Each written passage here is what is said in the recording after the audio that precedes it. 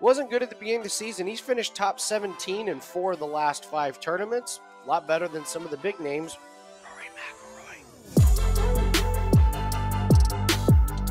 McIlroy. Add Peter Malnati to the list of long shots that have captured a win on the PGA Tour this year. And Nick, I got a sneaky suspicion we're going to see another one this week. Welcome, everyone, to Tea Time. I am Andy Lang from WagerTalk.com, being joined, as always, by Nick Borman from WagerTalk.com. We're going to break down the Houston Open here, and we've got an interesting field. We've got an interesting course, and I think kind of, Nick, maybe the overlying theme is we're getting ready for the Masters. I think we're going to there's, Scheffler and Wyndham Clark are teeing it off. Finau's in here as well, and then it kind of drops off a little bit. But we're going to break down maybe some of the motivation or lack of motivation from some of these guys. We're going to take a look at the course.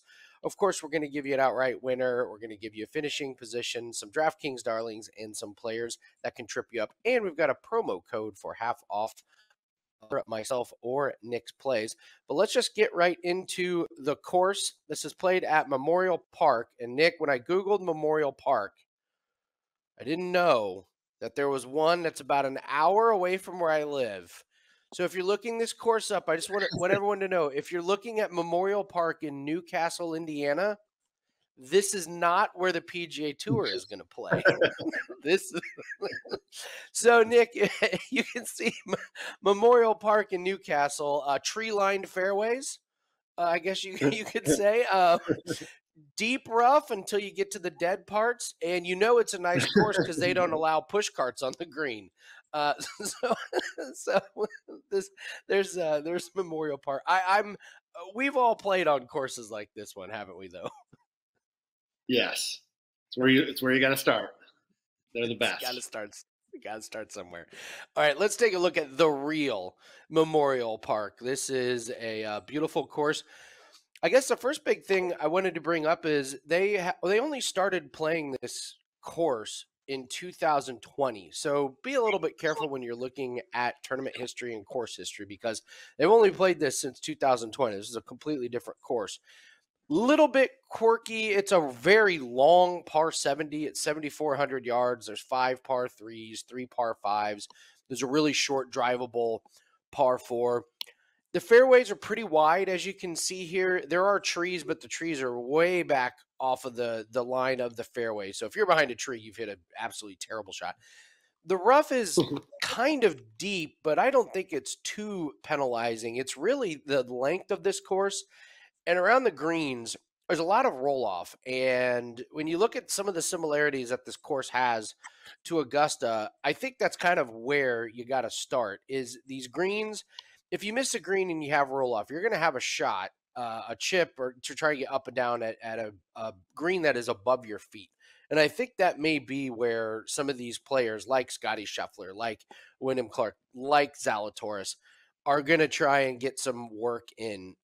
You see there are some bunkers, but there's no water. The wind looks like it's going to be really, really calm on Thursday, but then it picks up to pretty consistent 10 to 15 miles an hour the rest of the week. Last year, the winning score was around minus 16. I expect maybe something a little similar. If the wind picks up a little bit more over 15 miles an hour, maybe it might drop a tick below that. But I would say the distance is the big one, and the greens are really big, but the roll-off can be, I don't want to say brutal, but if you're not really dialed in, you don't hit the green exactly right, it's going to roll off. It's been wetter than normal this year, so a lot of these approaches are going to be coming in with longer irons. Normally, those are going to be a little bit tougher to stick on the green, but with the softer conditions, I don't know if we're going to see as much roll-off as we have in the last few years. So, Nick, what's your take on this Memorial Park that we're going to be seeing this week? Well, the first thing I was kind of looking into is the fact that this tournament, used to be played in the fall, right? So we saw this last in 2022, November 2022, and there was 3 straight editions where they played in the fall. So being a Southern course, Southern courses do different maintenance practices at different times of the year. So in the time we're talking about right now, this week, this time of year, you get the courses in the area letting the overseed that they did in the fall kind of grow out. So according to PGA Tour.com, Andy, the rough is expected to be less than an inch and a half this week. So they are cutting it down to let the overseed kind of die out while the natural Bermuda style grass starts to come back as the warm weather approaches. So I don't fully know if that's accurate or not, but based on that source, I would think PGAtour.com is probably a pretty good source. That this might not be anything to worry about as far as rough goes, meaning then, hit it wherever you want other than behind a tree, and it's really not going to be penalizing. So I'm very interested to see if that's the case. I'm going to do further digging as well to see if I can find any more information on that. But I did find that very interesting. That will probably change the way this is played, of course. It hasn't, in the fall editions, it's not an easy track, right? It's not like it's a birdie fest. It's more, maybe not quite exactly to the same level we saw last week at Innisbrook, where, just very, very difficult, but it's probably not too much easier than we saw last week either. So it can play tough. And even with the rough, it's just long, right? You're hitting a lot of long irons. This course is well over the average of 200-yard plus approaches. The par fives are really tough. There's a ton of par fours that your guys are going to be hitting 175, 200, 225 into the screen. So it's not for everybody. This is definitely a ball striker's course as far as mid to long irons go. And you can see the players in this, towards the top of the odds leaderboard. Scottie, obviously one of the best in the world at it. Zalatoris. Finau is actually a very good long iron player too. So makes sense why they're up there near the top of the odds board. But really the course, I'm very interested to see how it's going to play here this time of year, because that'll help us, I guess, in future years. But the only other thing I'll add is I'm seeing a little different on the weather, Andy. Weather.com has got this in the 15 to 25 mile an hour range Friday, Saturday, and Sunday, blowing steadily. And even Thursday's coming in about 10 to 15. So you're right, a little less on Thursday, but it's upwards of 20, 25, and gusts even higher the rest of the week. So this could play, forget the rough being easy, this could play a little more difficult because of that. So again, as we always say on this show, wait as long as you can in the week, wait until Wednesday to get the best accurate forecast on that. But that could be fun. It could be fun to watch if we get some winds going around this place. Yeah, the weather, it's hard enough to predict our bets, but the weather makes it even worse. We were told Friday it's going to be pouring rain, and it was it was windy and wet, but I didn't see any rain. I didn't see one umbrella. So this was not a Rihanna song. There was no umbrellas. Ella's. All right, let's take a look. Let's take a look at the total strokes gained. Nick, you do a great job with this one. Clearly, Peter Malnati did not pop up on this chart last week, but that was kind of cool to see him win. So let's walk through this chart, take a look at the strokes gained 12 months, 6 months, and 3 months.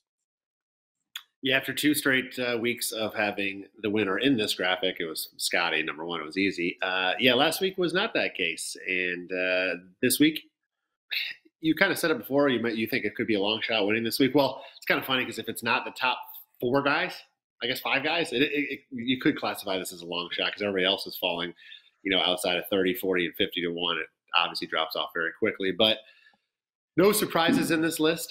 Scottie, the way I kind of shaded this with the colors just shows you how much better he's been over whatever period of time you want to look at. You can go back to 24 months as well, and just the strokes gain numbers on Scottie are absolutely ridiculous. He's lacked that finishing ability with the putter as the only reason it's kept him from winning, 15 times over the last 2 years. But the last couple of times out, he has been much better with it. So we'll see if that does continue. Wyndham Clark, runner-up each of the last 2 events behind Scottie. So we'll see if that continues. It could be another 1-2 finish for these guys. And then you got the rest of the list. You're going to hear names of this week: Tagala, Finau, and Zalatoris is down in the notable section, Andy. Obviously, he would probably be in this graphic if he didn't miss, 2/3 of last season due to that back surgery. Otherwise, in the short term, you can see he creeps back up now that he's back playing in this year. But as you can see, it drops off quickly when you get names like Steven Yeager and Aaron Rye in the top 10. I think it says enough. So even Bo Hostler in here at number 6, Big Bo. So not surprising as far as seeing Scottie at 3-1, less than 3-1. It's remarkable. You haven't seen odds like that since peak Tiger Woods. Taking him it's either all in on Scottie Scheffler, or you you hope he slips on the way out of the locker room on Thursday morning and has to withdraw because he breaks his ankle before he gets to the tee box. Otherwise, it could very well be another Scottie win. But that's your top 10 this week, Andy. Guys, I always want to mention too the 12, 6, and 3 month columns, just a way to keep trends on guys to make sure you're seeing them playing in the right direction, guys. And I put the notable section as usually who that is. So guys like Doug Gim, Tom Hoagie will probably be a popular bet this week. Not great numbers necessarily over 12 months, but definitely better in the recent 6 or 3 month spans. But that's your top 10 this week, Andy. Nice. Yeah, Doug Gim had an interesting week. He was a very popular pick. There was a head-to-head where he made the cut. The guy he played against, missed the cut. And then Gim was, let's be honest, pretty terrible on the weekend. Yeah. And it was one of those, he probably loses that head-to-head matchup. I was following him. I had him in my one and done and was happy to get him through the weekend. And then it was just like, man, what happened to Doug Gim? So it was one of those where happened to be on the right side of the cut line. That means it's head. This week. Yeah, that's exactly right. Exactly right. All right, let's take a look at players that can trip you up. I nailed players that could trip you up last week. I think all three of them missed the cut, especially Minwoo Lee. I like him personally, but I just still can't understand why people keep thinking he's going to do good. All right, the elephant in the room. Scottie Scheffler, my number one player that can trip you up this week. Nick, these numbers are just getting laughable on him. Plus 275, plus 260 on DraftKings just to win the tournament. I get it. He's the best player in the world. He's coming off of 2 straight wins. Like you and I were texting last night. But he pretty much has to win. Otherwise, he's a disappointment. I saw a book. He's minus 300 against Wyndham Clark in a head-to-head matchup. Wyndham Clark has finished runner-up the last 2 tournaments they played in together. Scheffler's obviously won those. Wyndham Clark runner-up, first time that's ever happened in PGA Tour history. But I guess I just don't see the motivation for him this week. He had neck issues, and I know that was a couple tournaments ago. And, if his neck was at all bothering him, he probably sits out. But I certainly don't think he's going to be swinging for the fences on this long course with a neck issue. And let's be honest, the Masters it is all about the Masters with him. So I wonder if he's going to go out and just try and get a few good rounds in. I'm not really seeing the motivation for him this week. And again, I'm not really sure he's going to be swinging that hard. And Nick, this is a tournament where there are a lot of players who are looking up and going, I only got to beat Scheffler and Wyndham Clark as the 2 really elite players. I don't put Finau in an elite player, even though he won this thing last year. But this is a really good chance for some of these guys to do what Peter Malnati did, which is get a win, secure your PGA Tour card. And I think sometimes those guys are going to play with a little bit of an edge, and a few of them could just have really good weeks and finish ahead of Scheffler. I'm not going to be using him in DFS for sure. I'm not going to use him in fantasy leagues, and I'm not going to be betting on him this week. So I'm just not sure that there's value on Scottie Scheffler in a tournament. I just don't see the motivation for him in. So he's my number one player that can trip you up. Number 2, Tony Finau. I think people are going to be looking to play him this week because it's a fairly weak field. He's the defending champ, but Nick, he's just been terrible this year putting. His putting is minus 0.32 strokes gained. Miscut and 45th the last 2 weeks. He only has 1 finish, better than 13th this year, and he's priced as a top 7 golfer. I just cannot get there with him. As you said, he is great with the long irons. That is his big advantage on this course. That should suit him well. The wind he did not play well last week, and if his putting is as bad as it has been this season, he's going to struggle to make the cut. And even if he does make the cut, I think you're looking at a really, really lackluster performance from him. So I haven't seen anything that leads me to believe he can put it together for 4 rounds. So he's still a bet against in my book, Tony Finau. And finally, Taylor Moore, when I'm diving down the price, the odds, and I'm looking at guys who, he's been playing good recently, and wow, I can get a really good price. I mean, this guy's 70-1 to win, plus 250 to finish in the top 20. He's finished 31st and 12th the last 2 weeks. Hasn't missed the cut this year, but he's missed the cut the last 2 years at this course. And maybe there's just something about this course that doesn't fit well with him because it's not a great field. I just cannot invest in Taylor Moore. The numbers look good, but I almost think the books know a little something, and they're taking into account those missed cuts here at this course. So weak fields and 2 missed cuts for Taylor Moore is I think it's gonna trip some people up. Don't be surprised if he struggles this week. So Scottie Scheffler, Tony Finau, Taylor Moore, 3 players that I think people are going to be betting on this week. And I will warn you, I think they might be able to trip you up this week. Guys, if you could please hit the like button if you're enjoying this gambling content. We always ask, put your best bets in there. Tell us who you like this week. I did not see a lot of Peter Malnati comments, Nick. I'll be the first to admit I did not see a lot of comments section about Peter Malnati. But we had some really good plays. We always enjoy seeing what you guys are on and seeing what you guys think, agree or disagree with some of our picks this week. Love the conversation back and forth. So building up a really, really good community and a really great comment section. So leave us a comment. Don't be a stranger and say hi to us. And we mentioned that we have a promo code up for everybody. The promo code is Houston50, Houston50. That gets you 50% off this week's golf package. You can use that on Nick's package, or you can use that on myself. I've got a 4% best bet that is up right now at WagerTalk.com. The promo code works on myself and Nick. Nick, what do you have up at WagerTalk.com, and where can we find you at? Right now, I do have this week's pack up for golf for the Houston Open. All the outright, well, not all of them, but a couple of the outrights and leaderboard bets in there for this week. I'll touch on exactly how I'm playing some of the outright markets when we get to our next segment. But also, MLS package is the full season package is up, $2.99, profitable already so far this year, going for 6 straight winning years there as well. And the rest of the soccer world's on international break this week until Saturday, so we'll get back into big soccer action this upcoming weekend. Love it. Love to hear that you're already profitable. So my buddy from England was watching the Brazil-England game.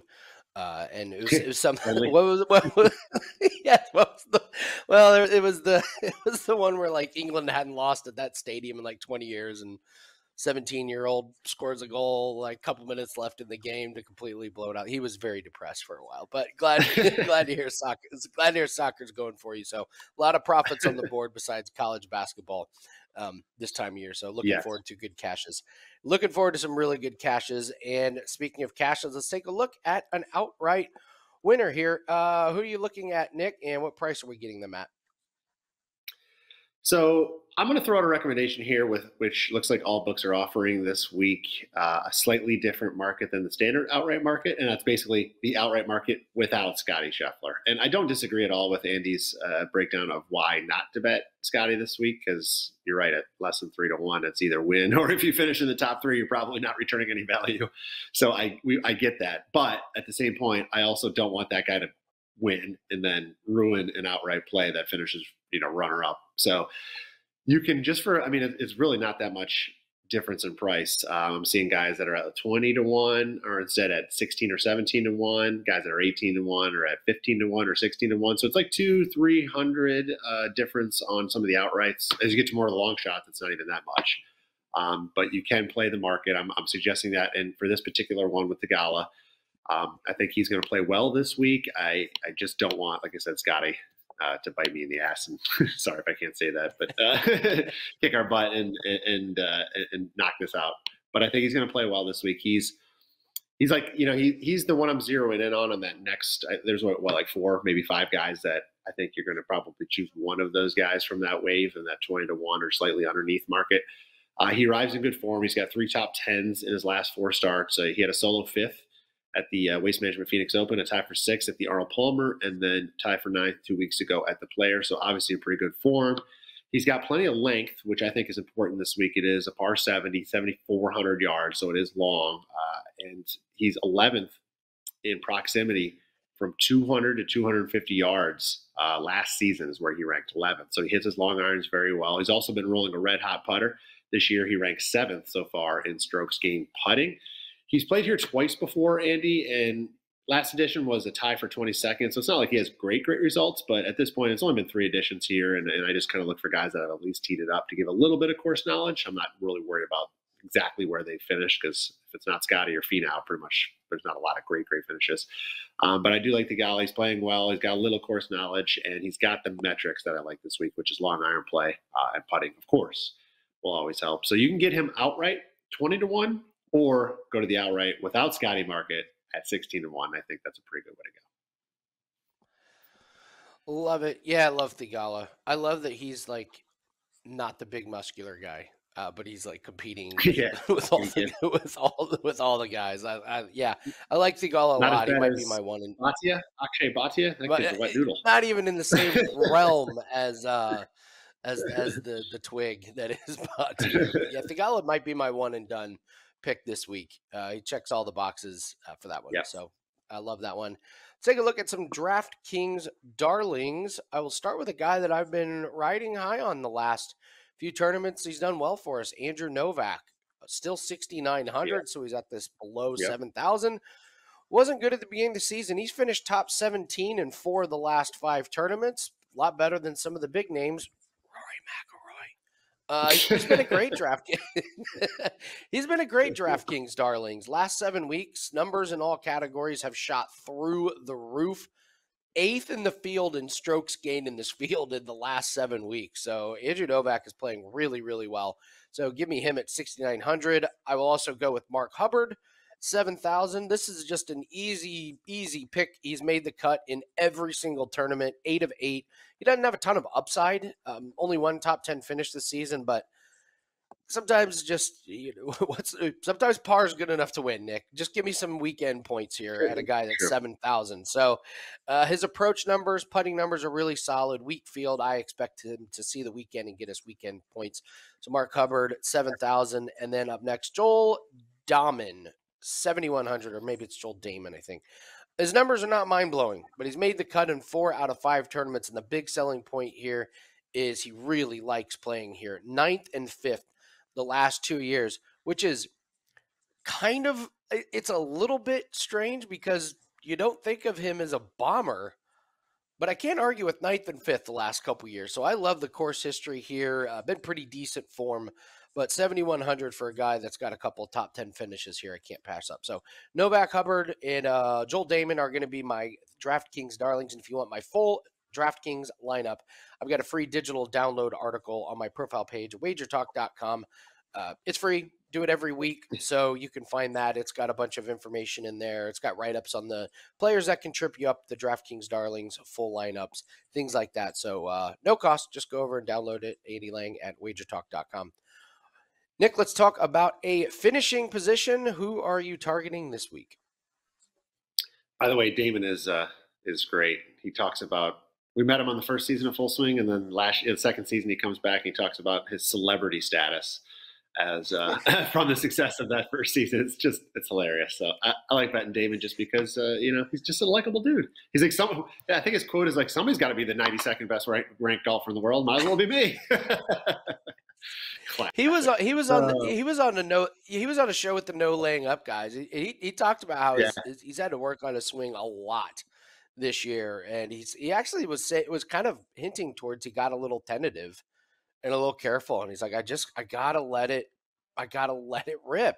And so he says he's feeling a lot better about his swing. So of course, most golfers I think will probably tell you they feel pretty decent about their swing, but I believed him because he talked about how he wasn't real happy last summer with how he was playing. So yeah, Damon, his stock is on the rise in my book, and yes, he is. Yeah. He is quite a character, man. He's great. So, all right, finishing position. Who you got? Last week we did cash a nice one. He's on your players that can trip you up this week with Taylor Vaughn, 3-1. It's funny, I got a better payout on the top 20 for him last week than you could get on Scottie this week to win. But I digress. This week I'm looking at a top 20 and going Hoagie. Good old Hoagie, Tom Hogue. I mean, I just like this guy. I mean, first of all, he's playing very well. I think he's a great steal at 2-1 for a top 20 this week. The bottom line with Hoagie is he's a really good iron player. Simple as that. He ranks 2nd in strokes gained approach this season, 4th in proximity from over 200 yards. In this field, it's him and Scottie as the only 2 players averaging more than 1 stroke gain on approach per round over the last 6 months. And Hoagie's at plus 1.42. Scheffler's at plus 1.51. So not a lot of separation between them, but both are far and away separated from the rest of the field. So I do like Hoagie for that reason. He's gained strokes on approach in 13 straight starts now, Andy, as well. And aside from his iron play, he's been putting great, as well as he's gained strokes in 7 of his last 8. I mentioned course history or tournament history with going with Theegala, and I'll say the same thing kind of with Hoagie. He does have 2 prior laps around Memorial Park. He played here in 2020 and 2021. Not good at all, worse than Theegala's, but again, for a little bit of familiarity, at least now with the place. But it's thing is, he's a different player than he was. That's now 3 and 4 years ago, right? He's striking his irons perhaps the best he ever has in his career. And I think that alone is going to help propel him into contention on a very weak field, as we've talked about. So I like Hoagie to be in that first or second page this week, 2-1. I think it's a great price for him for a top 20. Love it. Love the Hoagie. The panini, the big sandwich, making his way to the top 20. So, all right, I've got some questions for Nick. I do not prepare him for these. These are mostly opinions here. So we'll see how he does. And don't forget, guys, hit the like button if you're enjoying the gambling content. Subscribe, hit the bell. That way you get notified whenever videos come up on the YouTube channel. And leave us a comment. Tell us if you agree or disagree with anything you've heard in the show. And tell us who you like this week. And listen, give us your opinion, what you think of these questions here. And promo code Houston50 is available on Nick's profile page, WagerTalk.com, my profile page, WagerTalk.com. Gets 50% off our golf packages, all plays for the Houston Open included. All right, Nick, got 3 questions for you. First one, what will the line be at the Masters for Scheffler versus Rahm? Ooh, that's a good one. Well, I think it's because Rahm is now... This is what I say about Liv, right? They become forgotten about. Yeah, they played a couple events, and I guess you heard his name. But now it's been a few weeks. I don't even think about him anymore. He's on my radar every single week. Rory, what was Rory? Rory was at 2. Oh, he was minus 200, right? Minus 200. Yeah, it was minus 205 last time, but that was Rory. Can he be higher than Rory? I mean, I think it's going to be around minus 200. I'm putting the line at minus 200. I'm just trying to say in my head, is it going to be over or under that mark? I guess if he wins this, it's over minus 200 or worse than minus 200. If he doesn't win this week, maybe it's minus 180, but I don't think it's going to be anything less than that. I think minus 180 is the lowest we'll see. But if he wins this week, I think he could be pushing 240, maybe 250. The best thing for us would be if Scheffler plays terrible. Oh, my neck hurts a little bit, and I might have to withdraw on Saturday. That'd be the best thing for us going into the Masters. Lull his enemies to sleep. Yes, exactly. All right, second question: who's going to end the year with more FedEx Cup points, Justin Thomas or Sahith Theegala? Right now, JT is 29th. Theegala is 5th. Who's going to end the year with more FedEx Cup points?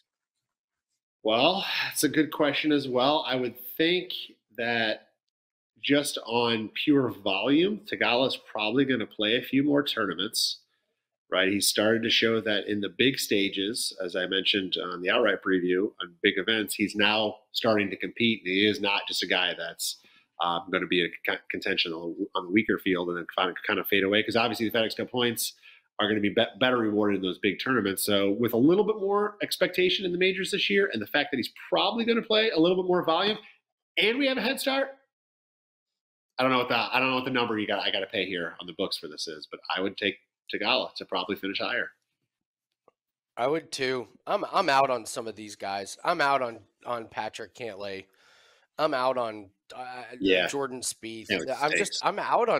I'm just out on some of these guys. I don't know what it is. I don't know if it's the turmoil in golf. I don't know if it's things going on outside of the golf course, but there's some of these traditional big name guys that have just not. It's not been happening for them this year. So yeah, some of these guys like Theegala who seem to have a little bit more fresher attitude and a little bit looser game. I'm on those guys as opposed to some of these older guard guys. It's hard to imagine saying Justin Thomas is old guard, but I mean, him and Jordan Spieth they've been doing it for a while, and it's not happening this year for him. And finally, Will Rory McIlroy end the year with more, less, or the same amount of wins as Grayson Murray? This is a real question. All right, so Grayson's got one and Rory's got 0. Is that the current calculation, right? Yes. What do you think? This is on the PGA. This is on the PGA Tour only. What do you think? Just the PGA. Yeah, if you're throwing the DP, it's a no-brainer. Equal. You think Rory gets one?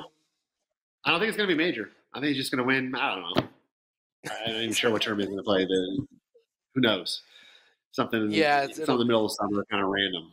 Maybe it'll be like the Scottish Open, right? The week before the Open, it's not actually in the States, but it counts as a PGA Tour. That's a great one. That's a great one. Yeah, that would totally the week before a major. That'll be the one. Gets a win. That would be a good one. Yeah. So we're gonna go equal. Grayson Murray. If you're giving me Grayson Murray at plus 400 will have more wins, I think I would take it. I don't. Rory's not even close at these big events with the stacked fields, and anytime you're going up against Scottie Scheffler, I mean, it's just the further.